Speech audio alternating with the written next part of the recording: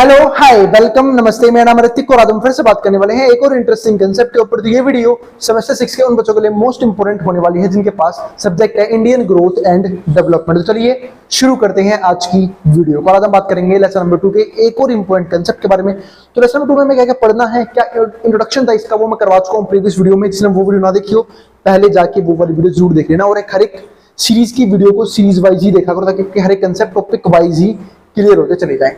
अब हम चालू करते हैं आज का कंसेप्ट। तो आज हम समझेंगे नेहरूवियन पॉलिसी को, यानी कि जो हमारे फर्स्ट प्राइम मिनिस्टर थे यानी कि जवाहरलाल नेहरू जी, उनने क्या क्या पॉलिसीज अपनाई, क्या क्या पॉलिटिकल चेंजेस किए, क्या क्या इकोनॉमिक चेंजेस किए जिसके जरिए हमारी कंट्री की जो इकोनॉमिक ग्रोथ है वापस पटरी पे लाई जा सके।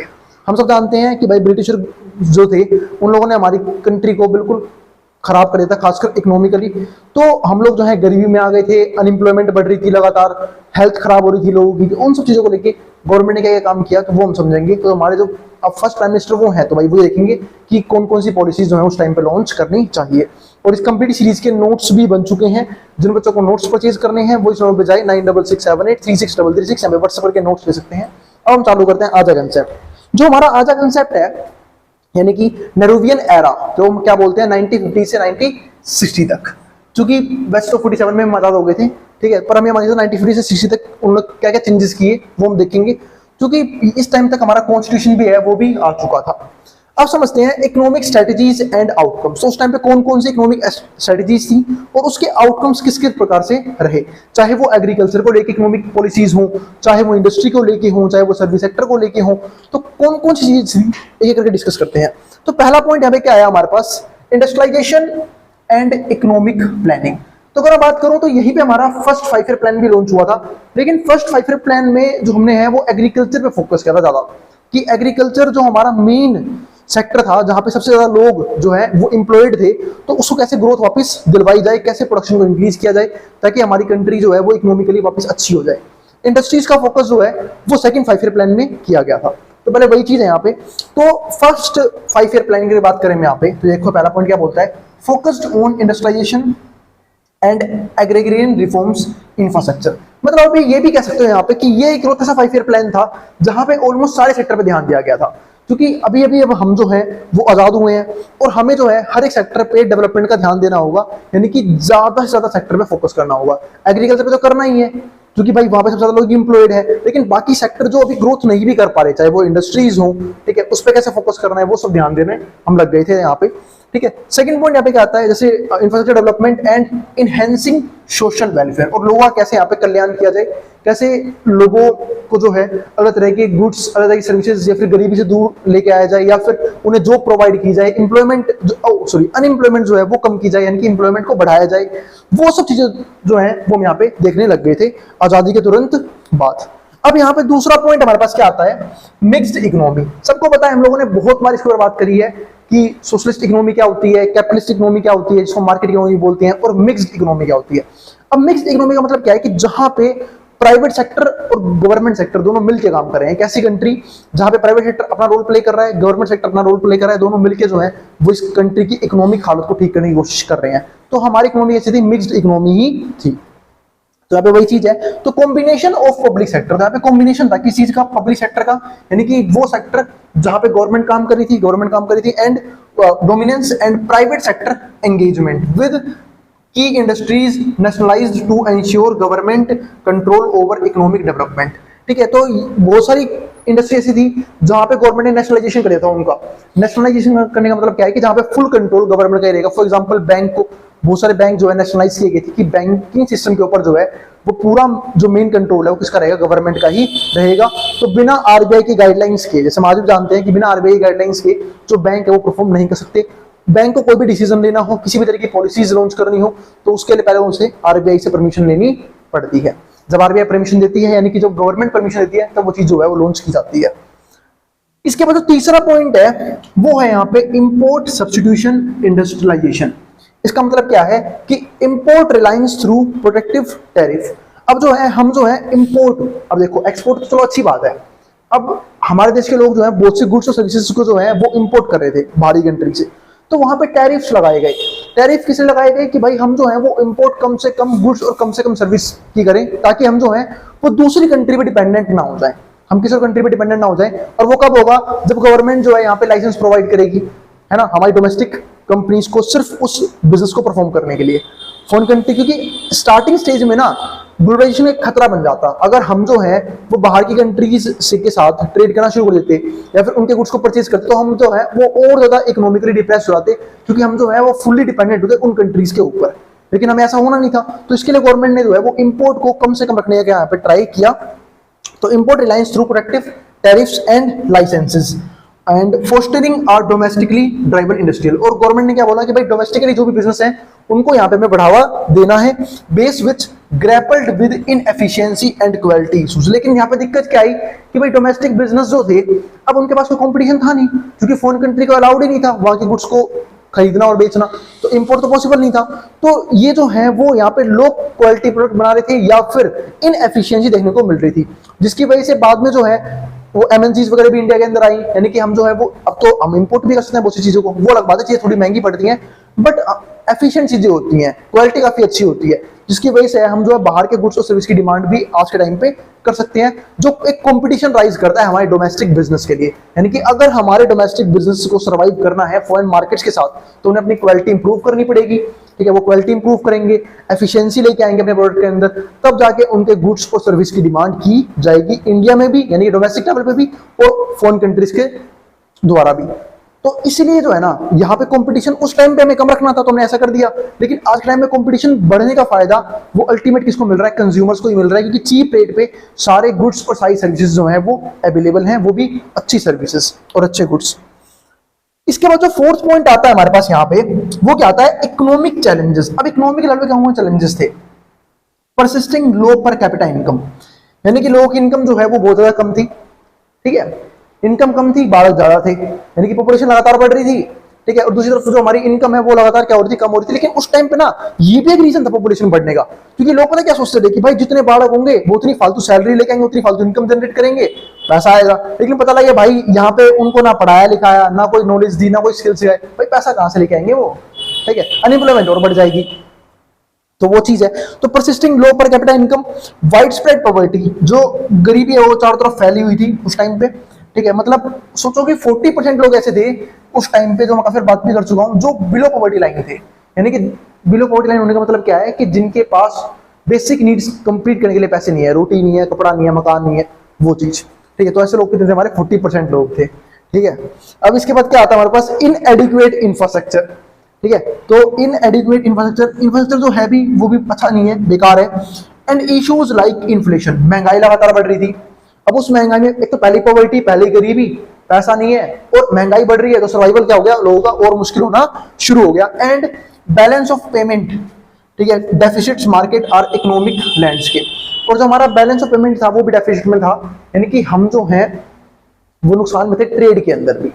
ठीक है, बैलेंस ऑफ पेमेंट डेफिसिट होता है जब हमारे पास ट्रेड क्या हो, नुकसान में, हम जो है वो इंपोर्ट ज्यादा कर रहे हैं और एक्सपोर्ट क्या कर रहे हैं, कम कर रहे हैं। वो सब डिस्कस करेंगे जब हम बैलेंस ऑफ पेमेंट को डीप में पढ़ेंगे। बस मैंने और मैक्रो इकोनॉमिक वाली वीडियो में पढ़ाया भी है इस चीज को। अब जो हमारा अगला पॉइंट यहाँ पे आता है वो आता है डेवलपमेंट ऑफ इंफ्रास्ट्रक्चर एंड, यहाँ पे हैवी इंडस्ट्री आएगा, हैवी इंडस्ट्री। तो इंफ्रास्ट्रक्चर डेवलपमेंट अब जरूरी था और हैवी इंडस्ट्रीज का आना भी क्या था, वो जरूरी था। तो सेक्टर फोकस कौन कौन से थे, कौन कोई सेक्टर थे ऐसे जो फोकस पे थे, तो significant investment in heavy industries including steel. तो कहीं जगह ना इन्वेस्टमेंट की बहुत ज्यादा नीड थी, वहां पे इन्वेस्टमेंट की गई, जैसे कि स्टील की इंडस्ट्रीज हो गई, पावर सेक्टर हो गया, पावर की इंडस्ट्रीज हो गई, या फिर मशीनरीज की वो हो गई, क्या बोलते हैं, इंडस्ट्री हो गई। क्योंकि जब तक मशीन नहीं बनेंगी, यानी कैपिटल गुड्स नहीं बन रही है, कैपिटल गुड्स नहीं बन रही है, तो फर्दर प्रोडक्शन जो है राइज नहीं करेगा, इंडस्ट्रीज राइज नहीं करेंगी, तो ये भी काफी जरूरी था। इसके अलावा विद फ्लैगशिप प्रोजेक्ट, कुछ प्रोजेक्ट बनाए गए फ्लैगशिप प्रोजेक्ट, जैसे कि भाखड़ा नांगल डैम, ताकि पावर वगैरह जनरेट की जा सके। And founding of steel authority of India, जिसे हम क्या बोलते हैं, सेल, कि भाई स्टील वगैरह की प्रोडक्शन भी क्या हो, बड़े लेवल पे हो। दूसरा पॉइंट क्या आया, पब्लिक सेक्टर एंटरप्राइजेस, यानी कि ऐसे भी सेक्टर जो है उसे ग्रो करवाया गया इस टाइम पीरियड के अंदर ही, जिसे खुद गवर्नमेंट रन कर रही थी सोशल वेलफेयर के पर्पज से। तो पब्लिक सेक्टर एंटरप्राइज में क्या आया, एस्टेब्लिशमेंट लाइक भेल, ठीक है, हेल एंड, और क्या है हमारे पास यहाँ पे, Indian Oil Corporation IOC played pivotal roles in industrial growth and self reliance. इन लोगों ने ज्यादा ध्यान दिया किस चीज के ऊपर, एक तो इंडस्ट्रियल ग्रोथ के ऊपर, कि भाई इंडस्ट्रीज जो है वो ग्रो करें किसी भी हालत में, सेल्फ रिलायंस, और हम जो है वो क्या रहे यहाँ पे, जो है खुद के ऊपर ही डिपेंडेंट रहे, किसी और कंट्री के ऊपर डिपेंडेंट ना हो इस चीज को लेके। और ऐसा ही काम कुछ चाइना ने भी किया था। चाइना भी पहले कोई इतनी बड़ी इकोनॉमी थोड़ी ना थी, चाइना ही पहले काफी गिरा हुआ इकोनॉमी में था, लेकिन उन लोगों ने क्या किया यहाँ पे खुद को जो है एक तरह से सेल्फ सस्टेन किया सबसे पहले, यानी कि आइसोलेट किया। आइसोलेट करने के बाद उन लोगों ने अपनी कंट्री ग्रोथ पे ध्यान दिया सबसे पहले, अपनी कंट्री ग्रोथ पे, यानी कि उन्होंने सोचा कि हमें जो है वो बाकी कंट्रीज पे डिपेंडेंट नहीं रहना है, ठीक है। हम जो है वो पहले खुद के लिए खुद ही प्रोडक्शन करेंगे, चाहे वो अनाज का हो, किसी और गुड्स का हो, किसी और सर्विस का हो। और आज आप देखो भी तो जो चाइना है वो आज भी आइसोलेटेड है, वहां पे ना तो किसी और कंट्री के ऐप यूज होते ना कोई, इनकी वो हर तरीके से जो है वो खुद ही प्रोडक्शन कर रहा है हर एक चीज का, चाहे वो खाने पीने के सामान का। वो अलग बात है कि खाने पीने में कुछ है नहीं, चमगादड़ वगैरह कुछ भी खा देते हैं वे, ठीक है, जिसकी वजह से इतनी बीमारियां फैल रही हैं, तो वो चीज अलग हो जाती है। लेकिन हाँ, पर प्रोडक्शन कर रहे हैं। अब चाहे चमगादड़ का प्रोडक्शन हो, चाहे किसी और कॉकरोच वगैरह प्रोडक्शन हुआ, तो ऐसा है ही भाई। अगर बच्चे मम्मी से पूछते मम्मी डिनर में क्या बनेगा, मम्मी को जो जानवर दिख जाए आसपास घूमता हुआ, बेटा हो गया इंतजाम डिनर का, कुत्ता घूम रहा, बस 4 दिन का डिनर बन गया एक ही बार में, ठीक है। तो वहां तो ये हालात हैं, ठीक है। हाँ ठीक है, तो वो चीजें पढ़ाई में ध्यान दे रहे हो तुम अपने, ठीक है। आगे देखते हैं अगला पॉइंट हमारे पास क्या आता है, agriculture reforms and food security. ये कुछ बच्चे हैं बीच बीच में बोलते रहते हैं, पता नहीं क्या, ठीक है। तो आगे पॉइंट क्या आता है, agriculture reforms and food security. अब ये समझते हैं, तो ये वाला पॉइंट तो हमारा हो गया कंप्लीट। अब एग्रीकल्चर रिफॉर्म में किस किस चीज की जरूरत थी और फूड सिक्योरिटी क्यों जरूरी था, तो हम सब जानते हैं भाई। खाने के लिए जो है हम तो चाइना से भाई रिलेट करते नहीं है, हमें खाने के लिए भाई अनाज ही चाहिए होता है, हम गेहूं चावल ही खाते हैं, ठीक है, और बाकी सब्जियां ही चाहिए होती है ना। तो अब सबसे ज्यादा जरूरी क्या था कि भाई इतनी बड़ी कंट्री है, इतनी वास्ट जो है पॉपुलेशन है, खासकर आज देखो, उस टाइम तो फिर भी चलो 35 करोड़ लोग थे, आज 140 करोड़ लोग हैं, यानी कि 4 गुना हो गए हम। तो भाई जरूरी क्या था कि हम जो है वो एग्रीकल्चरल रिफॉर्म्स लेके आए। अब सिंपल सी बात है, पॉपुलेशन बढ़ी है तो डिमांड भी बढ़ेगी, लेकिन क्या जमीन बढ़ रही है इंडिया की? नहीं, जमीन तो लिमिटेड है। तो उसी में हमें प्रोडक्शन इस तरीके से करना है कि हम जो है वो सर्वाइवल क्या हो पॉसिबल हो जाए। अब भाई लोग इतने मेहनती हैं तो प्रोडक्शन जो है वो चीजें भी बढ़ रही है, पॉपुलेशन बढ़ रही है लगातार, ठीक है। जैसे हम किसी और चीज में आगे जाए चाहे ना जाए, पॉपुलेशन लगातार आगे जा रहे हैं, यानी कि यहाँ पे ये सिस्टम चल रहा है। अब तो लोग फिर भी सुधर गए हैं जो पढ़े लिखे हैं, बड़ा सिस्टम ये था हम 2 हमारे 8, हम 2 हमारे 10, ठीक है। पूरी क्रिकेट टीम बना रखी थी लोगों ने अपनी खुद की, ठीक है, बस आईपीएल में लॉन्च नहीं होती थी इनकी टीम, वरना आईपीएल भी खेलने पहुंच जाते। अब यहाँ पे क्या है, फूड सिक्योरिटी, ये भी काफी जरूरी है। तो एग्रीकल्चर रिफॉर्म्स में क्या जरूरी था कि भाई सबसे ज्यादा जरूरी क्या था एग्रीकल्चर रिफॉर्म्स के अंदर कि हम जो है यहाँ पे क्या जनरेट करें, जो हमारा क्या बोलते हैं वहां पे कि एग्रीकल्चर की जो प्रोडक्शन है अंग्रेजों टाइम में कम हो गई थी। क्यों कम हो गई थी? क्योंकि उन लोगों ने कैश क्रॉप्स पे ज्यादा ध्यान दिया था। अब कैश क्रॉप्स का यहाँ पे मतलब क्या था कि कैश क्रॉप का मतलब क्या था, वो लोग इंडिगो की खेती करते थे, ठीक है, ओपीएम अफीम उगा रहे हैं, नील उगा रहे हैं, तो ऐसी खेती जिससे हमारी जमीन जो है वो बंजर हो रही थी, ठीक है। लेकिन हमें क्या चाहिए, हमें फूड सिक्योरिटी के लिए अनाज उगाने की जरूरत पड़ेगी, तो उसके लिए रिफॉर्म्स लाए गए। यहाँ आपने सुना भी होगा इस टाइम पे ना HYB सीड्स यूज किए गए थे, यानी कि high yielding variety seeds use किए गए थे, ठीक है। अच्छी क्वालिटी के मैन्योर फर्टिलाइजर यूज होते थे, इरिगेशन अच्छी क्वालिटी की होती थी कि जो प्रोडक्शन है वो उसे क्या किया जाए, राइज किया जाए। तो वही चीज यहाँ पे थी। तो लैंड रिफॉर्म्स के अंदर क्या आता है, तो Nehru introduce measures such as abolition of intermediate and land ceiling laws. अब हम लोगों ने लैंड सीलिंग लॉज जो है यहाँ पे बढ़ाए, इनहेंस एग्रीकल्चर प्रोडक्टिविटी, कि एग्रीकल्चर की प्रोडक्टिविटी की जा सके, एंड एड्रेस डिस्पैरिटी। आप लोगों ने सुना होगा ना कि यहाँ पे एक कंसेप्ट आता है MSP का, जिसको लेकर किसान जो है वो उस टाइम भी आंदोलन कर रहे थे। तो उसमें ये तरीका था कि जो गवर्नमेंट है वो ऑलरेडी प्राइस सेटअप कर देती थी किस चीज का, अनाज का, कि भाई इससे कम प्राइस में कोई भी बाई नहीं करेगा, ताकि जो किसान है, जो फार्मर्स हमारे, वो एक्सप्लॉइट ना हो। और जो भी चाहे प्राइवेट सेक्टर बाई करे चाहे गवर्नमेंट खुद बाई करे, वो उसी प्राइस पे करेंगे, बाई करेंगे किसानों से अनाजों को। तो वो चीज थी ताकि जो एग्रीकल्चर है उसकी प्रोडक्टिविटी को लगातार बढ़ाया जा सके और लोग जो है वो मोटिवेट हो खेती करने के लिए या फिर खेती की तरफ। दूसरा पॉइंट क्या आता है, कम्युनिटी डेवलपमेंट।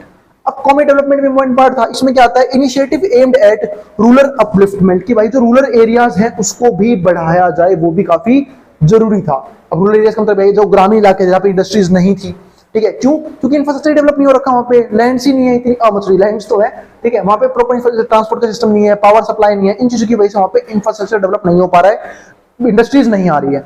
और वो चीज यहाँ पे जरूरी था कि वहां पे जो है वो एग्रीकल्चर तो है ही, इंडस्ट्रीज और लगाई जाए, ताकि जो भी लोग शहर में जाए काम कर रहे हैं या फिर बाहर जाके इंडस्ट्रीज में काम ढूंढ रहे हैं, उन्हें वहीं का वहीं काम प्रोवाइड किया जा सके। तो ये चीज थी कि रूरल अपलिफ्टमेंट, एग्रीकल्चरल एक्सटेंशन हो, एंड प्रमोटिंग कोऑपरेटिव सोसाइटीज, और ऐसी सोसाइटी बनाई जाए जो एक दूसरे को कोऑपरेट करे, ठीक है, टाइम आने पे हेल्प करे और हम सब जानते हैं बहुत सारे सेल्फ हेल्प ग्रुप होते हैं, ठीक है, कोऑपरेटिव सोसाइटीज हैं, ठीक है, जो चीजों को प्रोडक्शन करने में हेल्प करती हैं या फिर एक दूसरे का हेल्प करके बिजनेस को रन करने की कोशिश करते हैं। अगला पॉइंट हमारे पास यहाँ पे क्या आता है, इंफ्रास्ट्रक्चर इनहेंसमेंट, कि किस तरीके से इंफ्रास्ट्रक्चर को इनहेंस किया गया। तो construction of dams, expansion of the railways, यानी कि डैम्स बनाए गए। अब डैम्स किस लिए बनाए गए, ताकि इलेक्ट्रिसिटी वगैरह जनरेट की जा सके, ठीक है, और जो पानी है जिनकी से बाढ़ वगैरह जाती है उन चीजों पे थोड़ा कंट्रोल रखा जाए, ठीक है। Expansion of the railways, railway का एक्सपेंशन किया गया लगातार, ताकि जो रेलवेज है जिसकी ट्रेड इजी होता है। तो पहली बात, लोग जो है वो ट्रेवल कर पाते हैं काफी इजी तरीके से, ठीक है, जिसकी वजह से एक चीज और होती है, टूरिज्म बढ़ता है, क्योंकि जब तक लोग ट्रैवल ही नहीं कर पाएंगे तो टूरिज्म इंक्रीज नहीं होगा किसी भी कंट्री का। अब इंडिया ऐसी वास्ट कंट्री है, इंडिया में बहुत सी जगह तो सिर्फ टूरिज्म की वजह से चल रही है, जैसे कि जम्मू एंड कश्मीर हो गया, ठीक है, या फिर मैं बात करूं शिमला वगैरह हो गया, सब जो है वो सब जो है जो भी कंट्री है वो चली किसी की वजह से, टूरिज्म की वजह से चल रही है। तो अगर टूरिज्म जनरेट नहीं होगा तो टूरिज्म कब जनरेट होगा, जब ट्रांसपोर्टेशन के सिस्टम जो है क्या होंगे, काफी ज्यादा इफेक्टिव होंगे, यानी कि चीप रेट पे अवेलेबल होंगे और हर जगह अवेलेबल होंगे। तो वो चीज थी। तो construction of dam, expansion of railways and road network, और रोड नेटवर्क का बनना भी क्या था, काफी जरूरी था, ठीक है। Aimed at boosting agricultural product, अब इसके जरिए एग्रीकल्चर प्रोडक्ट भी क्या होगा, बूस्ट होगा, प्रोडक्टिविटी एंड नेशनल कनेक्टिविटी भी क्या होगी, बनी रहेगी, यानी कि लोग जो है वो एक दूसरे के साथ कनेक्ट कर पाएंगे। क्यों? क्योंकि अब वो एक से दूसरी जगह इजीली ट्रेवल कर पा रहे हैं। तो वो चीज थी यहाँ पे। अगला पॉइंट हमारे पास यहाँ पे क्या आता है, चैलेंजेस ड्यूरिंग नेहरूवियन फेज। अब यहाँ पे चैलेंजेस कौन कौन से थे। पहला पॉइंट जो आया हमारे पास वो आया एग्रीकल्चरल नेग्लेक्ट का। अब एग्रीकल्चरल नेग्लेक्ट का मतलब यहाँ पे क्या है, डिस्पाइट इंडस्ट्रियल फोकस, अगर मैं इंडस्ट्रियल फोकस को यहाँ पे थोड़ी देर के लिए छोड़ भी दूं, एग्रीकल्चर ग्रोथ वाज स्टंट, यहाँ पे एग्रीकल्चर ग्रोथ भी जो है काफी क्या हो गई थी, कम हो गई थी। और ये हमारे लिए क्या था, एक अटेंशन और फंडिंग की चीज थी, कि हम जो है यहाँ पे ध्यान दें और यहाँ पे प्रॉपर तरीके से फंडिंग भी करें। फंडिंग किस चीज की, पैसों की, ताकि जो फार्मर्स वगैरह है वो प्रॉपर इक्विपमेंट लेके आ पाए, ठीक है, ताकि प्रोडक्शन को है जो बड़े लेवल पे क्या किया जा सके, राइज किया जा सके। Specially during second 5 year planning, ये शायद 2 बार लिख दिया मैंने, इसको हटा देते हैं, खासकर सेकंड 5 प्लानिंग के टाइम पे। इसके बाद दूसरा पॉइंट हमारे पास क्या आया, डिपेंडेंस ऑन फॉरेन एड, ठीक है। तो अब डिपेंडेंस हम किसके ऊपर थे, फॉरेन एड के ऊपर भी क्या है, increase reliance on foreign add for developmental projects, limited self sufficiency. हम जो है कहीं ना कहीं फॉरेन कंट्री पे क्या हो गए थे, यहाँ पे रिलाई करने लग गए थे, and development project limited self sufficiency. तो इसलिए जरूरी क्या था कि हम जो है डेवलपमेंटल प्रोजेक्ट जो है वो चलाएं, ताकि हम जो है खुद के लिए कम से कम, मतलब खुद का पेट तो खुद भर सकें, सेल्फ सफिशिएंट तो बन सकें, यानी कि अपनी जो भी डिमांड है, चाहे वो गुड्स की हो, चाहे सर्विस की हो, चाहे चीजों की हो, वो खुद हम डेवलप कर पाए, लेकिन किसी भी तरीके से दूसरी कंट्री पे डिपेंडेंट ना हो। और एक सिंपल सी बात है, देखो, डिपेंड कभी भी कोई भी कंट्री है ना, वो फुल्ली इंडिपेंडेंट नहीं हो सकती। डिपेंडेंट हम सब है किसी न किसी गुड्स, किसी न किसी सर्विसेज के लिए, लेकिन वो बात आती है कि क्या हम बदले में कुछ दे भी रहे हैं या नहीं दे रहे उसको सामने कंट्री को। और मान लो हम फुल्ली किसी कंट्री पे डिपेंडेंट हो गए, हमारे पास कुछ है ही नहीं सामने को देने के लिए, तो हम उसे बैलेंस आउट कैसे करेंगे, तो काफी मुश्किल हो जाता है। जैसे इस समय पाकिस्तान की हालत देख लो, कुछ ऐसा ही है उसका, ठीक है। डिपेंडेंट सारी कंट्रीज के ऊपर है वो, लेकिन खुद का कोई भी रिसोर्स नहीं है, खुद ही कोई भी इनकम नहीं है, खुद ही कोई भी जनरेशन नहीं है, जिसकी वजह से क्या हो रहा है, लगातार उस कंट्री का बेड़ा गर्क हो रहा है। और ऐसा हो क्यों रहा है, क्योंकि वहां पे एडमिनिस्ट्रेशन जो है ना वो काफी घटिया है। मेन बात ये है, इसलिए वहां पे जो है ना पावर में कोई होता ही नहीं। और वही बात होती है ना, जहाँ पे हम बोलते हैं, घर में भी बोलते हैं एक बार, कि अगर एक फैमिली में अगर 10 जने गार्जियन बन जाते हैं ना, तो वहाँ पे सेम वही चीज होती है। वही चीज जो है ना वो क्या है, पाकिस्तान के साथ है, कि वहाँ पे डिसीजन लेने वाले इतने सारे लोग हैं, वो भी इनइफेक्टिव लोग हैं, जो ढंग से डिसीजन लेने ही नहीं आते। तो उस कंट्री का हाल जो है बहुत बुरा होता जा रहा है। तो वही चीज यहाँ पे है। अब आगे समझते हैं, तीसरा पॉइंट क्या था हमारे पास यहाँ पे, इकोनॉमिक कंट्रोल्स। अगर हम बात करें इकोनॉमिक कंट्रोल्स के बारे में, तो इंप्लीमेंटेशन ऑफ प्राइस कंट्रोल, पहले तो प्राइस कंट्रोल जो है वो होना चाहिए, एंड सब्सिडीज कहां पे प्रोवाइड करनी है, कहां पे टैक्स रेट इंक्रीज करना है, वो सब चीजें जो है वो देखना आना चाहिए गवर्नमेंट। जैसे मान चलो कुछ ऐसे प्रोडक्ट हैं जो कहीं ना कहीं हमारे इन्वायरमेंट को हार्म कर रहे हैं या फिर लोगों को हार्म कर रहे हैं, तो उनसे बैन लगाया जाए या फिर उन पे जो है वो टैक्सेशन हाई रखा जाए। For example alcoholic products, tobacco products.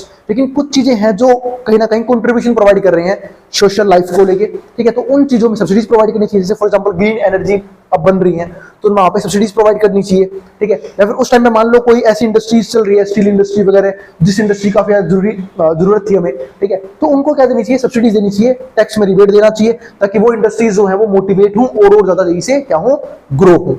Well aimed at social welfare, क्योंकि यहाँ पे मेन काम क्या था कि सोशल वेलफेयर करना है, क्योंकि हमारे देश में उस टाइम पे बहुत से लोग, ये हालात जो है बहुत बिल्कुल बेकार थे। तो ये सबसे ज्यादा जरूरी था कि सोशल वेलफेयर बड़े लेवल पे किया जाए। Led to market distortions and inflationary pressures, और जो महंगाई का प्रेशर है खासकर मार्केट डिस्टोर्शंस को लेके, ठीक है, तो वो चीजें थोड़ी सी क्या होता है यहाँ पे कंट्रोल की जाए, महंगाई में थोड़ा कंट्रोल किया जाए, महंगाई लगातार ना बढ़े, और महंगाई बढ़ भी रही है तो लोगों की इनकम उससे ज्यादा रेट से बढ़े ताकि उसे कैप्चर किया जा सके। पर ये तो महंगाई बढ़नी नहीं चाहिए इतनी, ठीक है, और बढ़नी चाहिए तो इनकम का रेट जो है ना बढ़ने का, इंक्रीजिंग रेट ऑफ इनकम, वो क्या होना चाहिए, इन्फ्लेशन से ज्यादा होना चाहिए, ताकि लोगों को लगे हाँ सही में उनकी इनकम बढ़ रही है, ताकि वो ज्यादा से ज्यादा रिसोर्सेज को एक्यूमुलेट कर पाए और अपना लिविंग स्टैंडर्ड को राइज कर पाए।